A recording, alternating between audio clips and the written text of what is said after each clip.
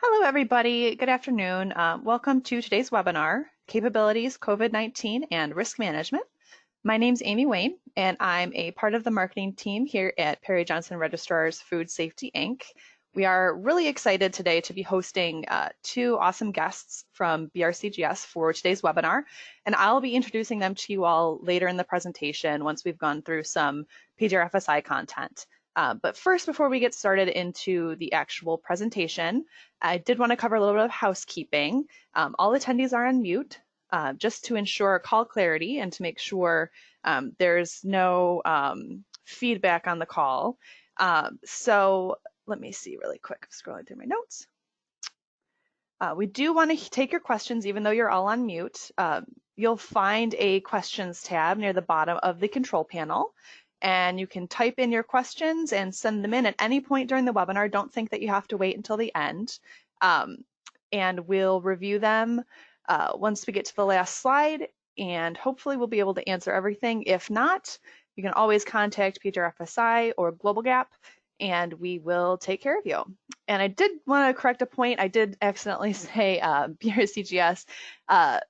Today's webinar is the GlobalGAP webinar, so we are hosting two guests from GlobalGAP. So the number one question we do get is usually regarding the availability of the slides from today's presentation. And yes, we do absolutely want to share them with you. They'll be available for download from PJRFSI.com. We're also recording the session today, and that recording will also be available for review on our YouTube channel. If you go to youtube.com and search for PJRFSI or Perry Johnson Registrar's Food Safety, you should be easily able to find our channel. Now, regarding the question tab, if you go and click on, it says question and answer on the screen in that screenshot, but it should say questions. And if you open it, you can type your question in, click send, and we will be able to review that at the end of the presentation. Now, before we get started with our first speaker, I did want to launch a poll question for everyone. So that question should now be on your screen. The question is your organization currently certified to a GFSI standard? Options include, yes, we're certified with PGFSI, yes, we're certified with another CB, not yet, we're looking to become certified, or you're not interested in becoming certified. So please go ahead and fire off an answer to that. I'll leave it open for a few seconds just to see a little gauge of who's exactly in here.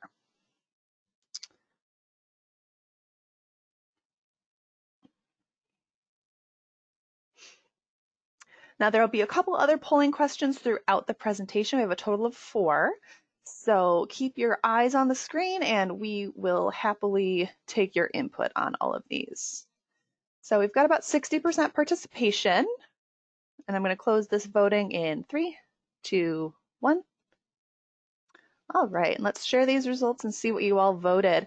It looks like quite a few of you are certified, which is awesome. We love to see that. It looks like some are not interested in becoming certified, but for those who are looking to become certified, I hope that today's presentation will be informative and hopefully get you started on that road to certification. All right, moving right along, I would like to introduce our first speaker, PJRFSI's own Paul Demarin.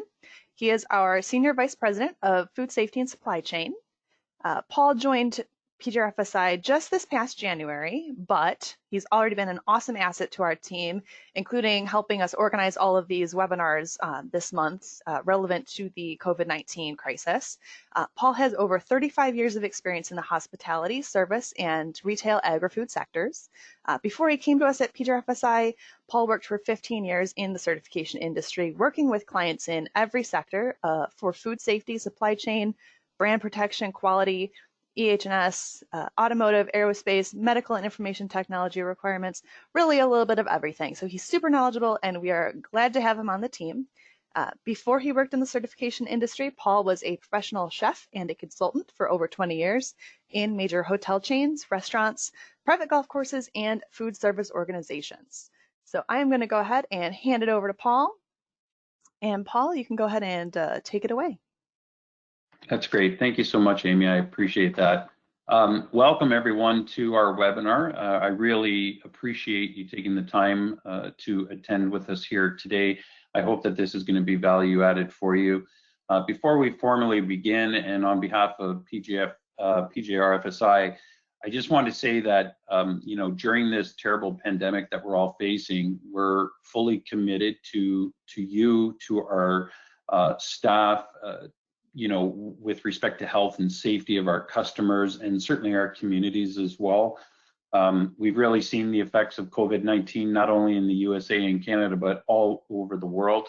I'm sure you've also seen that with your supply chain as well. But during this time, we've also seen the best in each other through our staff, our colleagues, and our clients. I personally see it in doctors, nurses, first responders every day who are out there on the front lines helping us all, who are directly affected by the situation. So on behalf of all of us here, we applaud you all for really taking the time to do your part to help get us through this unprecedented time, and that includes everybody that's on the phone here today. So as Amy mentioned, excuse me, my name is Paul. I'm the SVP at Perry Johnson Registrar Food Safety Inc., which is a bit of a mouthful, or the short form is PJRFSI. However, today, just for simplification, I'll refer to us as FSI. Today, I'm going to be giving a very short summary of who we are, why we're different, talk a little bit about global capabilities, and then Lauren Maloney, who is our accreditation manager, will speak to not only some of the challenges that we as a certification body are having, but how we are managing that and what that means for you going forward. I also have the pleasure of welcoming Rebecca Anderson, who's the technical key account manager, and Robin Rose, who's the key account manager of GlobalGA.P. And they're going to speak more specifically to you about their standard COVID-19, managing the impact for your business, and how they as an accreditation body are managing their challenges, as well as recommendations to help operationalize your business on information that they are currently receiving from the FDA and CDC that's specific to the farms and packers. So I'm just going to move to our next slide here, just to tell you a little bit about us. Perry Johnson Registrars, or PJR, was founded by Perry L. Johnson, and this was in 1994.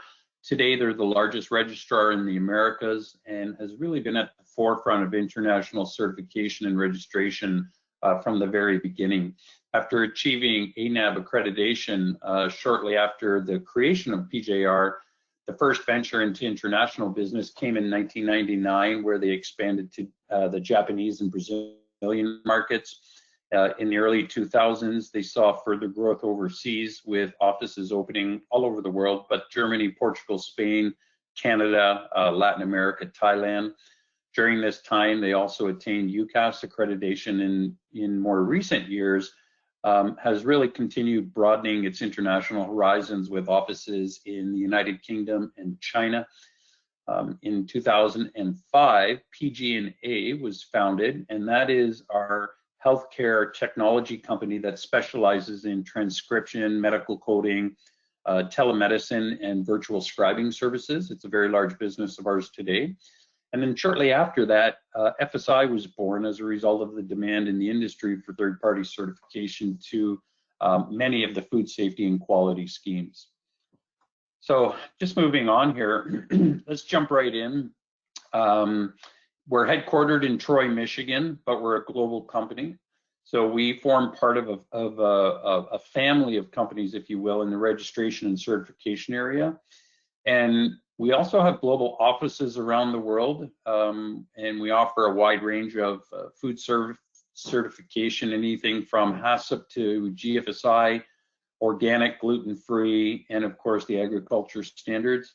Recently, we've added the cannabis safety audits as well, which may be of interest to some of the people on the call. Our program is currently being accredited by the American National Standard Institute for, or ANSI-ANAB, and we're the first certification body on the market to have accredited standards for the cannabis and hemp market. So next, I just want to say that, just really a few highlights of FSI. First and foremost, we're really committed to providing value-added food safety certification for the clients and their supply chain. Our entire team believes in rigor and consistency during your audit. and that will lead to higher levels of customer and user satisfaction. We operate globally, but think regionally. So we strongly believe that there is a big difference in the industry between customer service and customer focus, and we're dedicated to uphold those standards of professionalism, also technical competence and the integrity throughout your audit.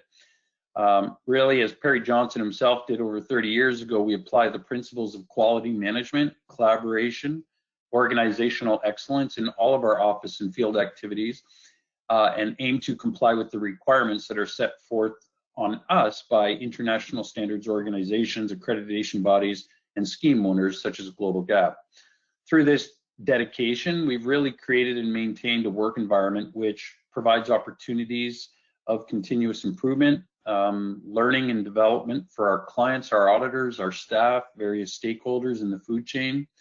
We have over 460 auditors in about 60 countries, and those auditors not only understand the regulations of the countries and the standards, but also the language, and equally important, the culture of those countries. If you take a look over the last 5 years, we've maintained a rating from our clients of 9.5 out of 10, and we're actually quite happy with that. So over the last 8 years is really with FSI, we supported and worked with almost every type of company in virtually every sector in the industry, absolutely including the agricultural space such as farms and packers. And as we know, a food supply chain or your system refers to the processes that describe how food from a farm ends up on our table. So that process can include production, processing, distribution, consumption, disposal. Today we work with retailers, farms, inspectors, importers, exporters, distribution companies as well to help manage their food safety, supply chain, quality, their brand protection requirements. Our work with the food supply chain is constantly growing and developing, and it now spans across local, regional, national, and international areas. And it's progressed from a series of originally short, independent assessments to more collaborative relationships between producers, processors, manufacturers, and retailers. And I'm almost done here. Just a little bit more. We really do understand the importance of food safety and quality, as I know all of you do as well. This slide here really points out that the certification industry has been deemed an essential service. But why is that? Well, if you take a look at food safety certification, it's based on the results of your tests, your inspections, audits. It gives confidence to the consumer and your customers that your products and system are being thoroughly evaluated against accepted national and international standards like GlobalGA.P by a competent third party like FSI. But this today does not mean it's business as usual. Far from it right now. There's several required changes to how our business will be running and how your business will be to ensure that we continue to provide high quality service to you while maintaining the safety and try to reduce the impacts of COVID. Lauren, Robin, and Rebecca will be talking a little further about that. We haven't taken this lightly, and we're using every precaution that's recommended in our business today, and this is just so you're aware. But our goal is to try and reduce and eliminate physical interaction that could promote the transmission of the virus. We're promoting social distancing at our company, obviously, and follow a recommendation of the various health authorities. This is really critical today. The landscape of the food industry is constantly changing, and I believe it's going to change forevermore after we come out the other end of this. But it's a dynamic place where, you know, trends shift, customer expectations can change in an instant. From recalls to regulation, navigating the landscape today is very challenging for all of you, and it doesn't matter what size or scope of organization you are. We really define our areas into 4 key areas, or our services. We have auditing and certification to third-party accredited schemes like GlobalGA.P, second-party auditing, and customer-specific or supply chain as well. We offer training to each one of these areas as well. So just to tell you very quickly about the programs that we have in our food area. We currently have about 30 programs that we work with and standards within our food bucket, if you will. This is just a sample of some of the standards and industries that we're currently working with. We do everything from accredited to unaccredited to custom audits. Our first party assessments would be where you as a client have an audit checklist, regardless of what that might be, but for various reasons you want to use our services to be able to conduct those. Could be because your suppliers are global. It could be you're trying to reduce costs. It could be you don't feel you have the technical expertise to conduct these audits, so you may reach out to a company like ourselves. Second party, very similar to the first party, but these are standards that we as the certification body own. So these would be our cannabis, hemp, GMP, HACCP, GDP, etc. And then of course the third party certification is the all of the accredited schemes that we audit to that are accredited under ISO 17065 and 17021. They're essentially the standards that govern certification bodies, and the ones would be GLOBAL.Ga.P, SQF, BRC, FSSC, etc. And we're also a recognized accredited body to perform various government audits and inspections, such as FSMA, FSVP for Foreign Supplier Verification Program, and also the VQIP program, which is the Voluntary Qualified Importer Program. So moving on to my second last bullet before I pass this off, just to tell you a little bit more on the non-food side of the house. As I mentioned earlier, PJR was founded in '94, and this is a sample to show you some of the incredible depth of the core management system standards that really started it all. We conduct audits across many schemes, including quality, aerospace, automotive, environmental, and many others. And if you think about it, the Food Safety Management System certification, although it's about 10 years old now, is really still in its infancy compared to many of the well-known standards that you find here.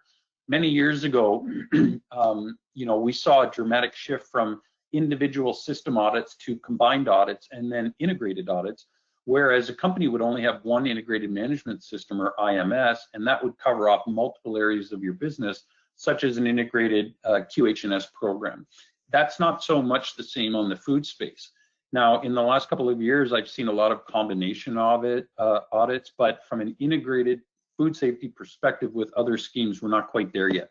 But I do believe that we will get there in the coming years. These are some of the accreditations that Perry Johnson registrar has globally. We have long-standing relationships with these organizations recognized around the world. Accreditation gives you, the customer, assurance that we operate under the rules of an accreditation body and the various scheme owners, and this helps to regulate and maintain the highest quality of our work. Many occasions, like we're doing today, we partner with these groups to ensure that we are receiving the most up-to-date information that we have that we can then pass along to you, our customer, as we're doing today and all month. So typically, as a certification body where we come and audit you, the various accreditations and groups here come and audit us. It's a very large investment that's made every year, not only by our certification body, but many certification bodies.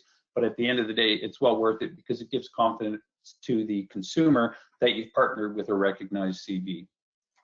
So the very last part here that I want to mention is, I want to make sure we give our presenters ample time, but with over 30 years of experience in the industry, we're recognized by the IAAR as the #1 registrar in the Americas.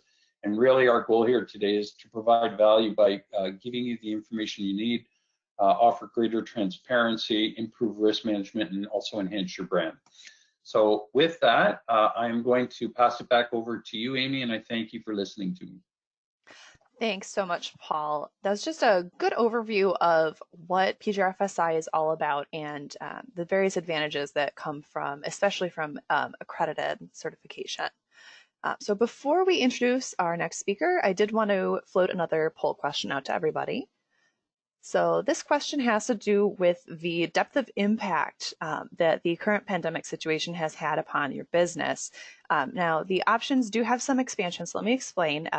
Your options include very deep impact, main operations have been severely impacted or even closed, somewhat deeply impacted, major parts of the business have had to be reduced, postponed, reallocated, or redistributed, moderately impacted. Some parts of the business have been affected, but day-to-day processes remain in place, and then not at all. So let me launch this. I just wanted to explain some of the implications of the responses before people answered. So as we have those come in, I did want to reiterate, we do want to take your questions. I did see a couple of questions pop in while Paul was speaking, so thank you so much for everybody who has been floating questions to us so far. We are going to hold all answers until the end, just in case further content answers those questions before we get there. So I'm seeing about 53% of response, so let's get some more answers in on that survey. And as I said, please do put those questions down in that question tab. And even if we can't answer them in this webinar, we do want to take those into account, and we can reach out to you later if it's a more complicated or a more situational question that we can't quite answer on the line. All right, so we've got about 67% responding, excuse me, so I'm going to go ahead and close our poll. And I really can't say I'm surprised by these results. It's a huge impact. Even if government regulation or local mandates haven't closed your locations, your employees are probably feeling the pinch a little bit at home or through work related reasons. So let's go ahead and move on from the poll.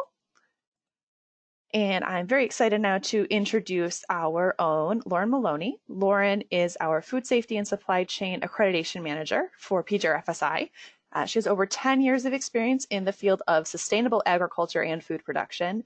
She brings her production and management knowledge to the food safety program, managing SQF, BRC, GlobalGAP, IFS, gluten-free, HACCP, and GMP program requirements and accreditation for us. She's also our in-house trainer for GlobalGAP, and she's an inspector for fruit and vegetable scopes.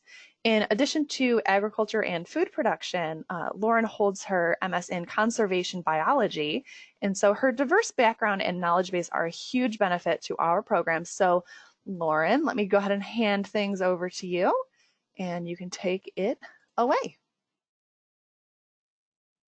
Thank you, Amy. I appreciate that lovely introduction. And I just want to say welcome to everyone on the webinar today. I'm going to talk a little bit about how we're responding from a corporate perspective around the COVID-19 pandemic. And first thing I want to let you know is that PJRFSI is taking the necessary steps to mitigate the risks of auditing during the pandemic. We are keeping the client's certificates current, either by on-site audits or the use of virtual technology when permitted. So I'll explain a little bit more about what that means as I go through. Just like you said in the poll, most of you were affected either moderately or severely. And we are no different. We've heard from our clients that operations are drastically reduced or completely shut down, and production has ceased.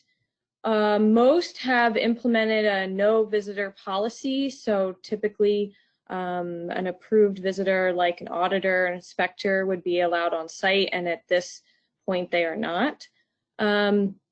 Or there's restrictions to even gain access to certain locations because of shelter-in-place orders or the inability to travel to a site.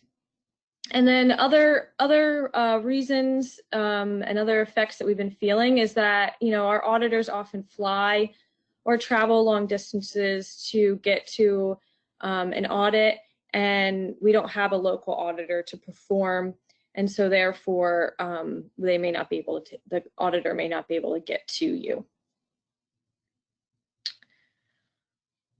So let me talk a little bit about GFSI's stance on temporary audit measures during the COVID-19 pandemic. GFSI is currently only allowing the certificate to be extended for up to 6 months. That's a one-time extension for the GFSI benchmark scheme. So GlobalGAP, obviously some other GFSI benchmark schemes like SQF, BRC, FSSC, and etc. So if a client does need to extend their certificate due to, like I said before, having reduced production, no visitor policy, or an auditor not able to get on site, we are required to perform a risk assessment. And so this risk assessment may include review of a past audit report, past nonconformities, updated emergency action plans or COVID-19 policies specifically, recent self-assessments, and relevant food safety plans. This may also include a conversation and discussion with the site and relevant personnel. So we take all of these things into consideration and then determine if the certificate can be extended. If the certificate can be extended because it's deemed low risk, then we can reissue.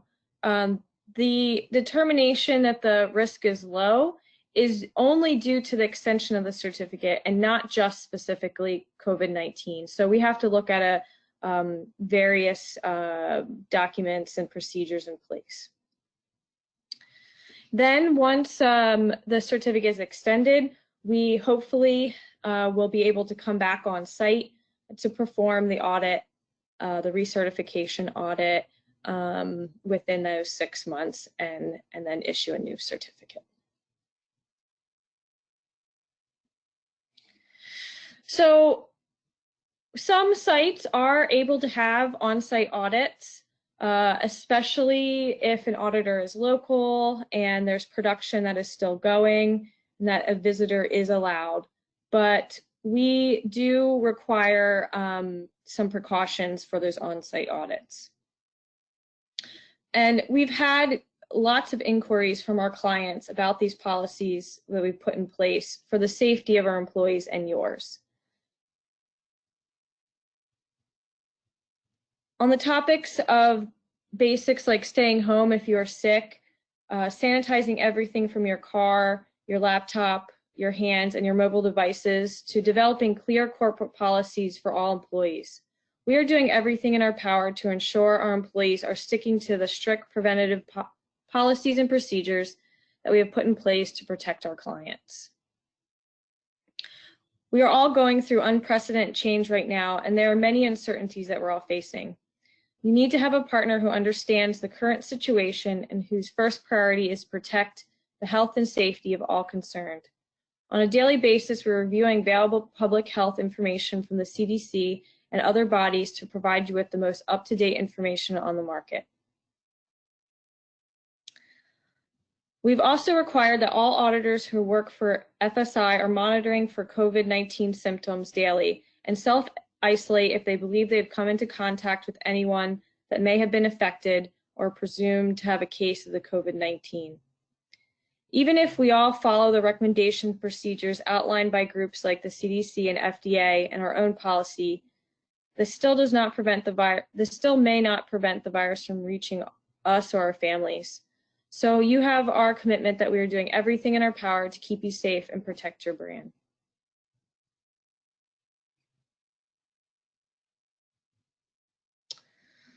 So another option with the on-site audit is GlobalGAP has the ability to offer an Offsite Module. This module would be performed prior to the on-site, and the client would be able to send certain documentation to PJRFSI that we would share with the auditor in advance. Some of these documents include, the inspection, self-assessment, risk assessments that were completed, procedures required to several of the control points, analysis programs, analysis reports, like copies of licenses, pesticide lists, lab accreditation certificates, inspection reports, certs of subcontract activities, and or possibly pesticide and fertilizer application records. So what that means is then the auditor will be able to review those and be able to get through a portion of the checklist by reviewing those documents in advance. That would help to cut down the time that the auditor would be on site on the farm. They would concentrate on watching harvest, doing the site tour, looking at pesticide and chemical storage areas, look at produce handling, reviewing training, and interviewing employees. This would also keep from the client and auditor sitting face-to-face in a conference room, so that a lot of this can be, typically with farms, maybe outdoors, and lowers risk. So we are encouraging our clients to do that as well. For a virtual audit, we do conduct virtual audits. However, for the GFSI recognized schemes for GlobalGAP, we are not able to conduct a virtual audit at this time. GFSI is reviewing their stance, and they may come up with updated guidance in the future, but right now, the only thing we could do is for a client that is new or cannot have their audit, we could do a virtual pre-assessment. So this would be a pre-audit, and it would not result in certification, but it would allow you to see where you are to meeting the requirements. And a successful remote audit would include making sure that the connectivity, voice and video, to ensure the communication between you and the auditor is stable. So we get this up and running in advance, and we do a test connection to make sure it's work and possible. If it's not possible, then that's not something that we can do, but we found that there are companies that are able to complete this via Wi-Fi, on their phone, or in the conference area. So audit evidence will be collected via your documentation review, records review, and interviewing, all through the GoToMeeting or other types of video sharing companies. And then all evidence will be reviewed and reported to support our audit findings and conclusions. The only difference is that it's using remote techniques.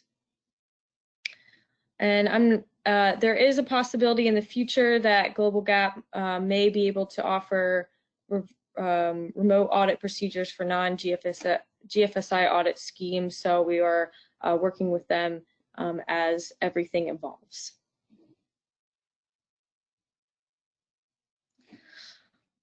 Okay, now I'll let Amy take it away for the third polling question. Thanks, Lauren. So our next polling question for you guys has to do with how we can help you. What do you need most from us at this point in time? Can we help you with information on resources to respond to crises in food production, or offer information about certification options to help protect your market access? Support continuing certification through travel restrictions and other delays, or maybe you want some of all of it. So go ahead and send your response in. I do see we do have some more questions coming in, so thank you so much to everybody who has taken the time to drop a question in the question panel down below. And we've only got about 40% responding, so I'll give it a few more seconds. Please give us your thoughts if there's anything we can help you with. We would love to better know how to serve you guys. So I'm going to close the poll in about 5 seconds, so get those answers in. All right. And it looks like most people want either resources on how to respond to crisis, or all of the above, all of the support that we can offer you. And we are more than happy to help. As Paul mentioned, we do have several other webinars scheduled at this time, with more planned for the future. So hopefully some of those topics, and we will be asking you about what you want to see from us in webinars later in the presentation, but hopefully we will be able to address all of your concerns in due course. So moving on from the poll, I wanted to get to the highlight of our show today. I'm very excited to welcome our partner here at FSI, GlobalG.A.P. And GlobalG.A.P, as I'm sure everyone knows, is a farm assurance program. They translate consumer requirements into good agricultural practice. The standard was developed originally using the Hazard Analysis and Critical Control Points, or HACCP guidelines, which were published by the United Nations Food and Agriculture Organization, and they're governed according to ISO Guide 65 for certification schemes. GlobalG.A.P's main objective is safe, sustainable agriculture around the world. They set voluntary standards for the certification of agricultural products around the globe. So our guests today from GlobalG.A.P, I would love to introduce you to Rebecca Anderson and Robin Rose. Rebecca is GlobalG.A.P's technical expert, liaison, and trainer for the North American marketplace. Rebecca joined GGNA in October of 2016, working in standard development, managing the National Technical Working Group, and supporting producers, certification bodies, farm assurers. Rebecca has been in the food sector for 10 years, and she has a degree in agriculture science from California Polytechnic State University, and she's an MBA, MPA candidate at Presidio Graduate School. Robin has been working to support producers and processors for over 20 years and is currently the key account manager for GlobalG.A.P North America. She's held widespread positions on farms on the East Coast and around California, from field production to sales and operations. In 2019, she joined the team at GlobalG.A.P North America, and her role at GlobalG.A.P is to support the growth and development of certification across North America to meet the needs of producers and buyers alike. So with that, I'm going to welcome them to take the stage. Let me give them some keyboard control here so we can go through their slides. All right, Rebecca and Robin, take it away. All right. Thank you, Amy. Hoping that I have slide control here. Great. Well, I just wanted to acknowledge that we know this is a really a time of really unique circumstances and unprecedented challenges across the globe. So through this introduction to GlobalG.A.P and our programs, I'm hoping that I can provide you with some useful information and additional resources to help you in your business. Let's see. Rebecca, do you have control of the slides right now? I do not. Okay. So I'm going to go through a presentation here with Rebecca in two parts. First, I'm going to give you a quick overview of GlobalG.A.P as a company, our programs, and our products. And then Rebecca is going to talk about how this coronavirus is impacting certification, food safety, and hopefully provide you some resources that are available to the industry. And just to note, if you hear banging or yelling in the background, those are my children that I have asked to stay away, but are only partially complying with that. So who's starting out here? GlobalG.A.P, as Amy mentioned, is a global organization that's headquartered in Cologne, Germany. GlobalG.A.P North America is a subsidiary company based out of the United States. There's 4 of us, staff members, dedicated to serving this geographic community. 2 are located in Portland, Oregon, and 2 of us, Rebecca and I, are both differently located in Central California.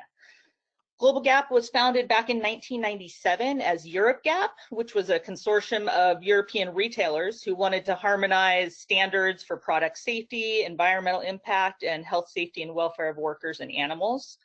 Europe.G.A.P was developed to be an independent certification system for good agricultural practices, and harmonization allowed producers to avoid having multiple audits for different buyers. These standards for food safety, sustainable production methods, worker and animal welfare, and responsible use of water, compound feed, and plant propagation materials, all those standards gained traction globally over the next 10 years. And in 2007, Europe.G.A.P became GlobalG.A.P to reflect the worldwide adoption of the standards and certification system. Still having some slide control issue here. So I want to clearly differentiate between government mandated programs and voluntary programs that are part of the industry. So here in the United States, we have FSMA, the Food Safety Modernization Act, and its various implementing rules, some of which are still in final stages of development. So unlike those government programs, GlobalGAP is one of a number of regional and global programs that producers join voluntarily. And I know that if a major buyer requires certification to a program, it doesn't necessarily feel voluntary to the supplier, but it's voluntary in the sense that it's a marketing decision and it's not a government mandate. So GlobalGAP has a number of different standards for different types of production and for different buyers, which I'll talk about more in a minute. Many of those standards are benchmarked by the Global Food Safety Initiative, or GFSI, which is part of the Global Consumer Goods Forum. GFSI benchmarking or approval is one way that the industry has come together to ensure that individual food safety programs meet minimum requirements. There's a number of different audit programs in addition to GlobalGAP that offer GFSI benchmark standards such as Primus, GFS, or SQF. Some buyers might require a specific certification program such as GlobalGAP, and some may simply require any GFSI benchmark standard. Others may require only a recognized third-party audit and not even require that it be GFSI benchmarked. So when pursuing certification, it's really important that producers work closely with their buyers to understand exactly what it is that's required. Just to be clear that GlobalGAP ourselves does not do audits or issue certification. We're a certification standard owner. We work with a network of accredited certification bodies, or CBs, who perform the actual inspections and issue the certificates. Perry Johnson FSI is one of those accredited CBs. And while the CBs will all be certifying to the same standards, but might have their own fees, processes, customer service, different auditors, and producers are welcome to choose any CB as they like.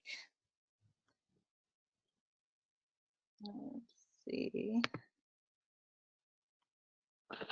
So if there's a number of different options for food safety certification, why would you want to choose GlobalGAP as the certification standard?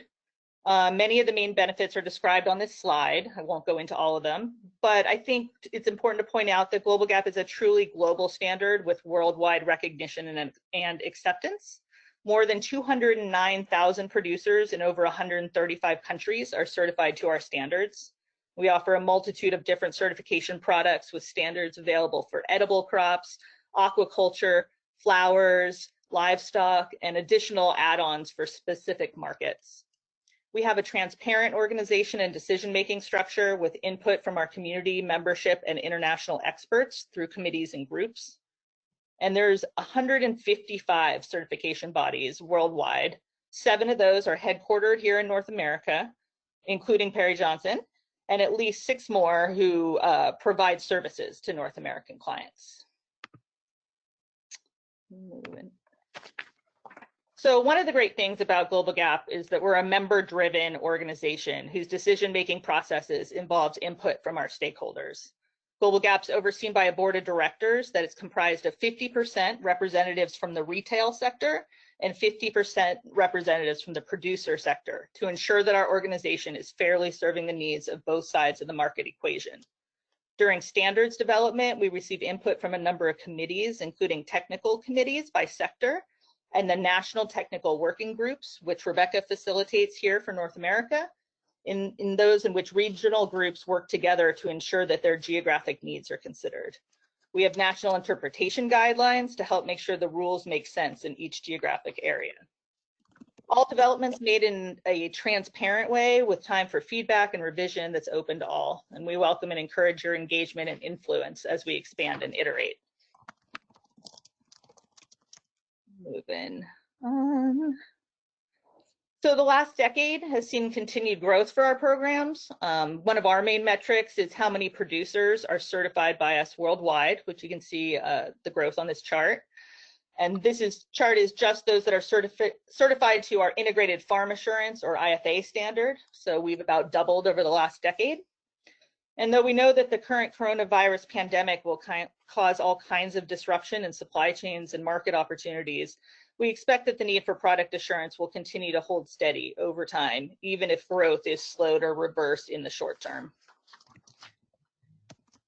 So on the previous slide, you saw that we offer more than 40 standards and programs worldwide, but let me just zoom in real quick on a few that are most relevant to the North American market.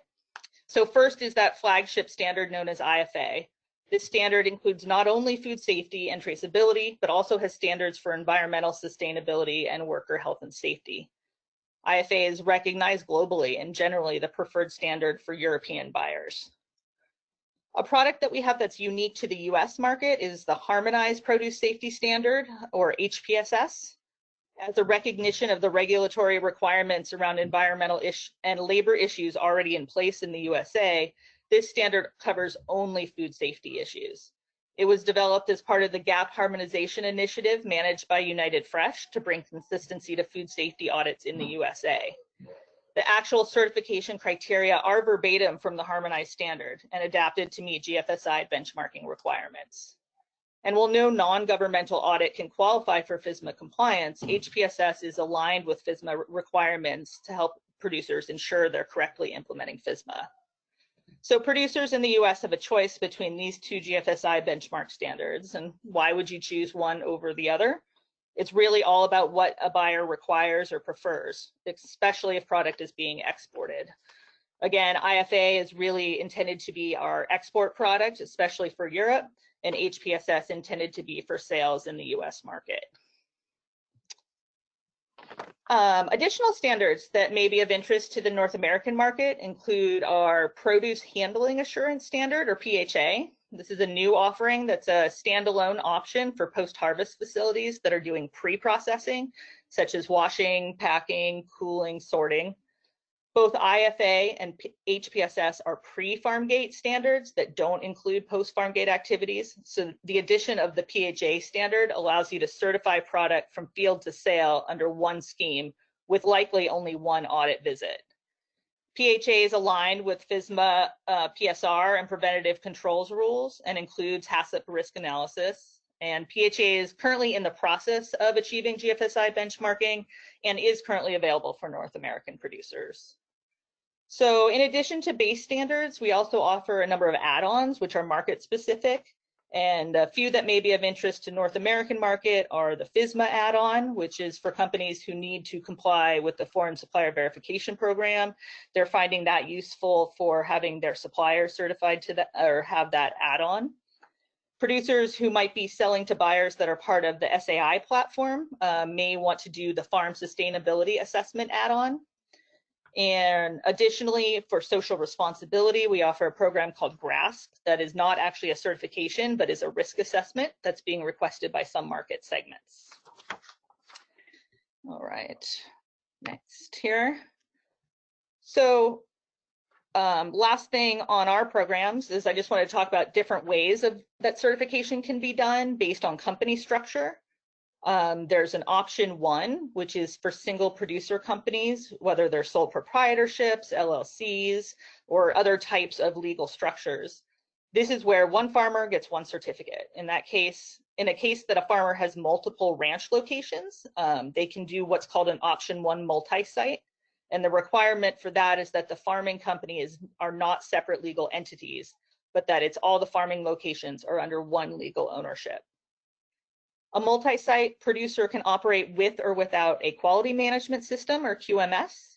A QMS is a set of protocols where the producer has an internal audit of their own operations, and then a certification body can do a third-party audit of only a portion of the sites rather than every site.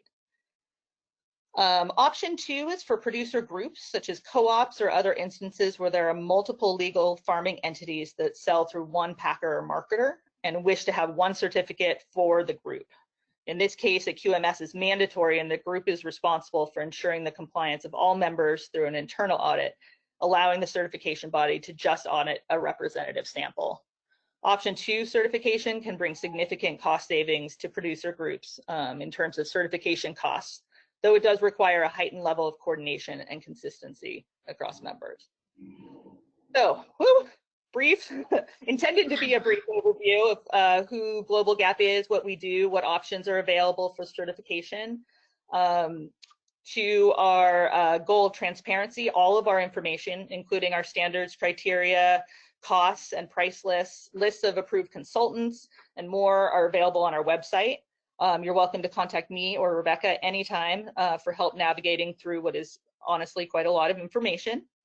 And I'm going to now pass things over to Rebecca Anderson, our Technical Key Account Manager for GlobalGAP North America, and she'll talk about how COVID-19 situation is affecting certification, food safety, and more. So Rebecca, it is all you. Thanks so much, Robin, and thanks to Perry Johnson for hosting this webinar. And thanks to all of the attendees. It's really exciting to see the list of attendees. Many of you I know personally, so just seeing your name right now, since I can't see you in person, just gives me a glimmer of joy in this moment. So thanks for continuing to listen and hang in there. I wanted to talk a bit about what we're doing in response to COVID, what producers what our expectations are, as well as provide some additional resources. If we can move, there it is, I have control now. So generally, we're providing weekly updates for our producers and for our certification bodies, anyone in our network. So you can go to globalgap.org. There's a, what do you call this? A link to the coronavirus updates. You just click that button and it will give you a wealth of information. So we're collecting all of the best links. We are continually participating in discussions with United Fresh, PMA, FDA, and other industry groups just to make sure that our ears are to the ground and providing that information back to our networks as well. So it's a continual feedback loop of who has the best information.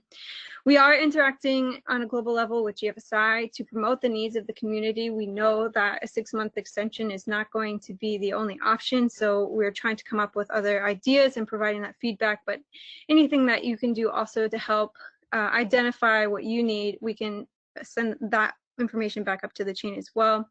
We're in constant communication with retailers and buyers globally, and we're revisiting those conversations very frequently. We're also having on our webpage something called Gap Talks, so you can check in with retailers globally there as well. We have done consultation with accreditation bodies. That way, whatever we do decide that impacts certification bodies, we make sure that it's going to be a verified process. We have an FAQ that is coming and will be posted very shortly. And then the best source of information is just to sign up for our newsletter. We cannot directly communicate with the producers. We haven't been able to do that. Our main contact is through the certification body. So we need to push the information to the CBs and the CBs push that out. But if you want to connect to us, please sign up for the newsletter, and that way we can have that one-to-one conversation. So yeah. That's the first part. Some of you have already seen the GlobalGAP emergency procedures for certification bodies.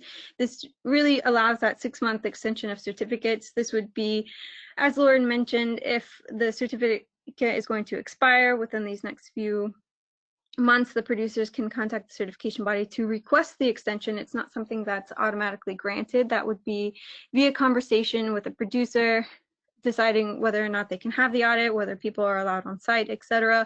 And then the CB can make that decision based upon their risk assessment. We're not saying explicitly what needs to be required in that risk assessment, just are there travel restrictions? You know, in some cases I know that there are high-risk auditors out there. By that I mean like different medical conditions, so on and so forth. So should people really be going out to those farms and packing houses? And if the answer is no, then you've done a due diligence. So making sure that that happens and being proactive about getting those extensions. And like I said, we know that the extensions aren't going to be able to be a long-term solution. What happens in 6 months when a bunch of audits are due, right? So it's not the best solution right now, but it is something that we're doing in conjunction with other GFSI standards. I think I went too far. I wonder how you go back. So the other things we're doing on the producer end are making sure that producers feel comfortable and confident in being able to turn in corrective actions. So we've had some case-by-case justified circumstances where producers can't get certain supplies, PPE or something like this, or maybe their providers or inputs or the food safety managers in quarantine, something like this. So we're allowing for an additional 28 days for corrective actions. So this would be for recertification, so a total of 56 days, and for initial certification, I think it's 108 or 118. I can't do math that quickly. but making sure that those things are communicated and clearly documented. So it's not flat 28 days, it's if the situation occurs. Then extended period between offsite and onsite modules. Our current rule says that the onsite and offsite have to happen within 4 weeks. So that has been allowed to be more than 4 weeks, but we haven't set a timeline on that. Making sure that all the control points and compliance criteria are reviewed before a certificate is issued. And then most importantly, we are looking into IFA remote. There's a consultation. When you get this presentation, you can click on this link and you can see our idea about IFA remote. We should have a procedure published sometime within the next, very soon, I would say. It's in the final draft form now before we publish it. We will go through, I believe, a 4-week consultation period. So if you have ideas, if people are trying it out, things like that, we need feedback to make sure that it's working and up to par and keeping integrity for what we stand for. The idea about this is right now, GFSI has said that they will not accept remote auditing. There may be a future discussion about it, but basically we want to get ahead of the curve, and we're working with other CPOs to make sure that we provide something that's of a valuable service to you.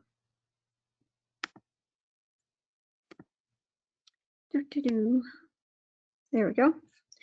So in terms of the virus itself, you've probably heard from FDA directly where they say currently there's no evidence for that food or food packaging is being associated with transmission. So it's a respiratory, primarily respiratory virus. But that doesn't mean that we still shouldn't be vigilant. FDA and the EFSA from Europe have all said the same thing. But what that means for us is that this is not so much a food safety issue, but a worker health and safety issue. And we want to make sure that the workers in our packing houses and in the fields feel cared for in the way that we approach food safety. This also means that our farms are in a well-prepared position because we've been reinforcing hygiene best practices for the last 20 years. And many of you, I've been on your farms. I know that you are providing training, providing adequate resources for the people in your facilities and on farms. So I think the best thing to do is just reinforce those practices. We have provided additional guidance for producers on how to work around social distance, work with social distancing, keeping sick workers home. Of course, pending your local requirements, legislation, any OSHA requirements, right? These are just recommendations, not requirements. Reminding employees to wash their hands often for the 20 seconds that we've been talking about. After breaks, when hands become contaminated, and making sure that the producers and packers develop emergency procedures. So that's something they would have been already doing in IFAs, having some sort of natural disaster response, right? So just updating those with coronavirus expectations. So what would you do if a worker came to work ill? What are your procedures? And then, of course, updating your visitors policy. So we know that some of you have already been doing that auditors, visitors are not allowed in the facilities. We commend you for doing those kinds of things. Just making sure whatever it is that works best for you as a facility and what makes sense for that. In terms of social distancing, we've heard about this 6 feet, right? So how do we do that? We have in offices or where people don't need to be there, working from home, and packing houses or other enclosed environments, staggering shift changes, staggering breaks, making sure that, or you could repurpose break areas. What else can you do? You can have, CDC recently said that you can have face masks, right? And then there's other medical masks that should be used or saved for medical personnel, but they are saying that in those situations where people have to be close together, and as much as you try to have social distancing, now we're trying to have an extra layer of protection. In terms of visitors, including auditors, this is also why we want to have extensions, why we want to develop some sort of remote auditing. But if you are continuing to do audits, as Lauren said, making sure that you do as much of that remotely as possible, including the procedures, riding in separate vehicles, refraining from shaking hands, not touching the same objects. Something else I forgot to mention about the social distancing is considering staggered break times, considering at the break areas, limiting how many people are per table. Consider having employee entrances sort of with different lines on them so they're not all entering the same doors at the same time. And then some other considerations would be just increased cleaning and sanitation of congregation areas. These would be break areas, restrooms, smoking areas, different hallways where people would congregate. We've heard this buzzword of high-touch surfaces, right? So making sure that tools, bins, tabletops, clipboards, electronics, anything that's touched over and over again would be something that gets a higher frequency of sanitation. And all of these things would be in conjunction with local, regional public health departments for guidance, right? So again, we're not a regulatory agency, so we want to make sure that this is just best practices that we've been hearing. And we want to make sure that people have this information. And then with cleaning, right, we know, and we've been feeding other entities with this idea, we know that there's some shortage of PPE and sanitation chemicals. There are best guidance practices from CDC on sanitizers and what you can use to kill the viruses on surfaces. So I would recommend working with those. The other thing is that while we are, and I know we're over time, so I just want to give these last two resources. So United Fresh is one of the entities that we look to first, and I know they're on this call and they probably didn't realize that, but they have the best collection of industry resources and what you should be doing for your business. So we cannot do that any better than they can. They're also collecting data on the need for PPE and soaps and things like that. So you can send that information to us and we would pass it forward. But in terms of how to protect workers and what to do when a worker tests positive, those links are all in there for you directly. It's more than I can say in these last few minutes. And secondly, the additional resource would be PMA. PMA is also holding town halls. There's one tomorrow as well, just to get an idea of best practices from other farms there too, as well as producing flyers for on-farm use and tracking other impacts from farms like logistics and transportation and exports and things like that, because we know that the produce industry is hit hard by lack of market right now. Additional links, right? Of course, we have CDC, but we also globally, we connect to the World Health Organization and the FAO, so they all have their own individual guidelines, but they all center around those 5 things, right? The social distancing, the hand washing, the visitor policy, etc. And then lastly, just to stay up to date with us, just so you see it, this is our current information. It will have just a web page that looks like that with the coronavirus link. As always, you can follow us on our website, follow us on Twitter, Facebook, LinkedIn. We are posting the GAP Talks to LinkedIn as well, so you can chat with us directly there. And then at any time, you could reach out to Robin or myself with any questions about GlobalGAP's emergency procedures, our recommendations for producers and packers, and then how to update or which requirements to update with your risk assessments. I'm trying to hand it back over. There it goes. The other thanks. And the other email you could choose is standard_support@globalgap.org. So with that, back over to you, and thank you for your time and attention for being here today. All right, thanks so much, Robin and Rebecca. I know we're running pretty close to the mark here, so let's put up our last survey question. This just has to do with what kind of topics you'd like to see us present webinars in the future. You can choose as many or as few as you like. So I'll send it out now, but I'm also going to go ahead and take a look at what questions have come in, just so we can try to touch on a few of those before we have to wrap things up, because I'm aware that we've run over time a little bit, but as long as you want to stick around, we'll be here. We have no reason to cut anyone off super early. So let me see what we've got here for questions. All right. Okay, it looks like we've got some good participation on the poll. So it looks like most people want to see food safety culture webinars. Absolutely, super important. I know we haven't hosted one of those in quite a while, so we will definitely take these into account when we're planning our future webinars. But without further ado, let's get into those questions. We've got some information here about just some upcoming webinars that we already have scheduled. There'll be more coming up, and I know Paul was going to say a few words here, but I think we should. Paul, do you want to say anything, or should we just jump straight into questions?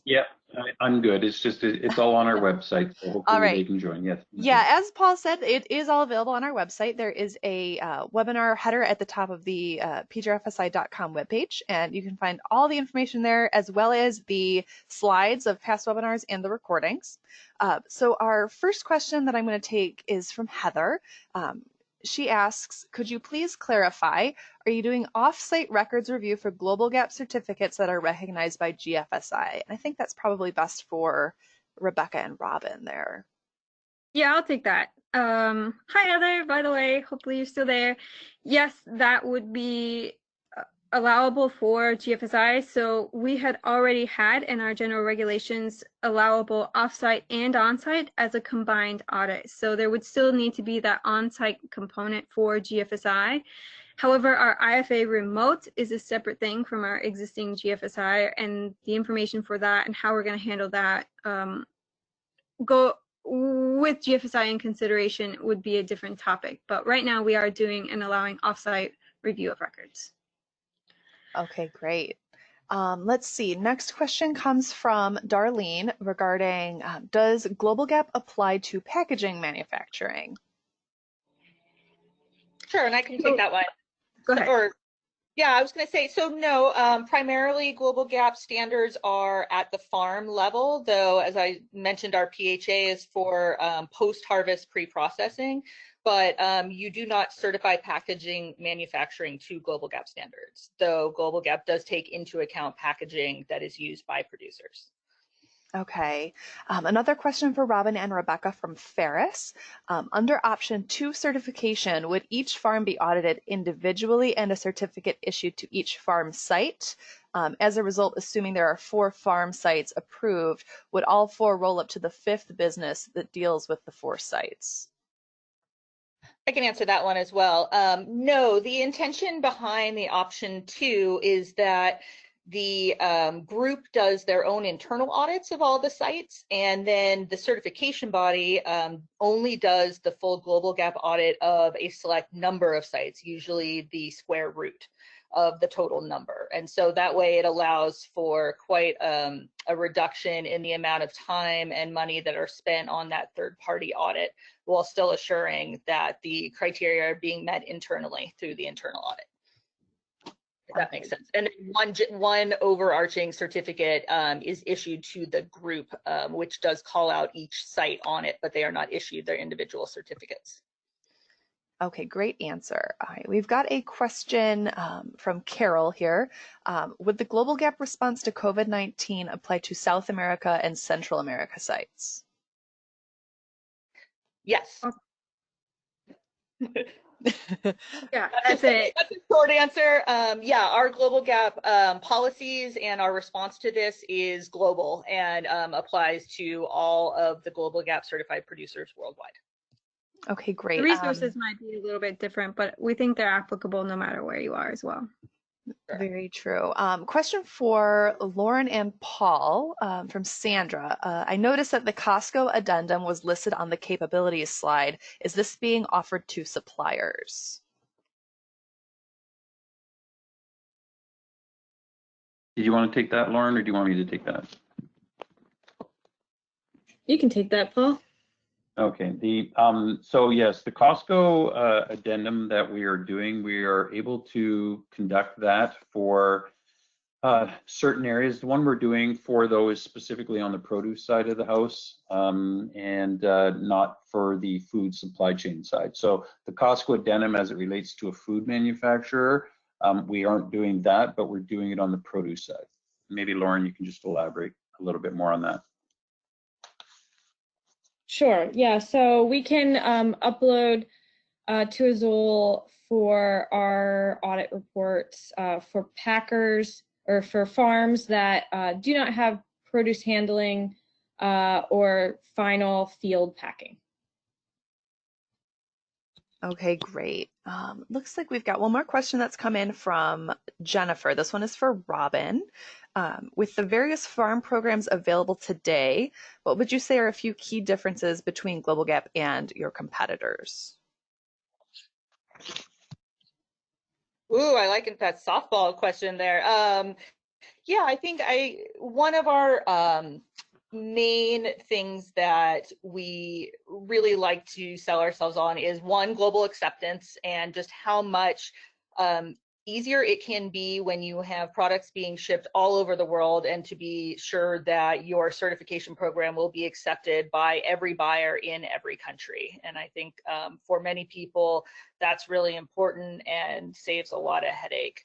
The other thing is the engagement that our stakeholders are really able to have, that I talked about, the involvement, and that we do things out in the open, transparently, in response to the needs of our membership. And so we're not kind of an ivory tower organization making decisions in the dark about our criteria that then affect producers in ways that they weren't prepared for, but that folks really have the opportunity to engage in that process. And I'll stop there. Okay, great. One more question for Robin and Rebecca. Which control points and compliance criteria are specifically affected by emergency procedures because of the coronavirus outbreak? Yeah, I'll take that question.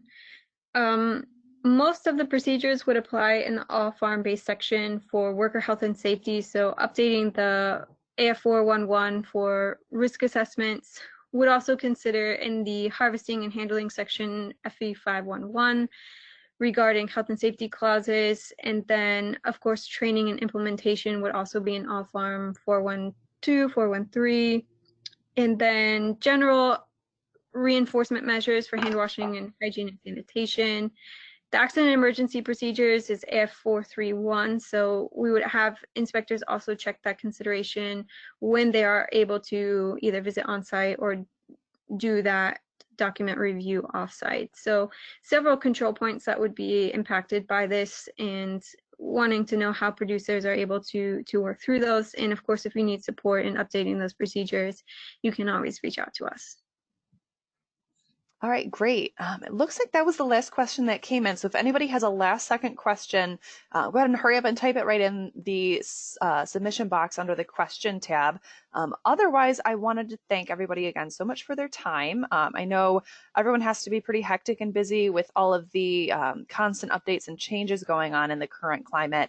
I know I've been up to my eyeballs in a bunch of different new projects and working with the new challenges of working from home. Obviously, everyone's grappling with those. So thank you again so much, everyone, for attending. It does look like there are no more questions coming in, so I'm going to leave it to everyone else. We've got one last one from Katie. She asks, will we get a guidance from GlobalGAP regarding the changes we need to make? Yeah, so we are publishing an FAQ. Well, first of all, the producer's guidance is already available, but in terms of those questions and risk assessments, those are going to be in the FAQ. So those will be published on our website under COVID very, very soon. Okay, great. Okay, so now that we've got all our questions covered, thank you again, everybody. Thank you to our presenters for taking the time today and helping us plan this webinar on pretty short notice. I think we did a fairly decent job. Any final words from our presenters before we close up for the day?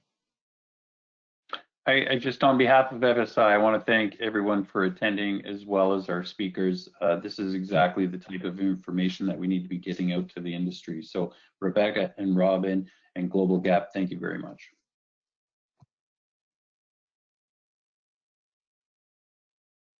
Again, from our side, thank you to Perry Johnson, and thanks to all the producers and retailers, industry members, consultants that are online. It's really great to see you. Keep the questions coming. We'll keep updating our FAQ, and we'll support each other through this crisis. And please reach out with anything that you need. We're here to support you. Thank All you. right.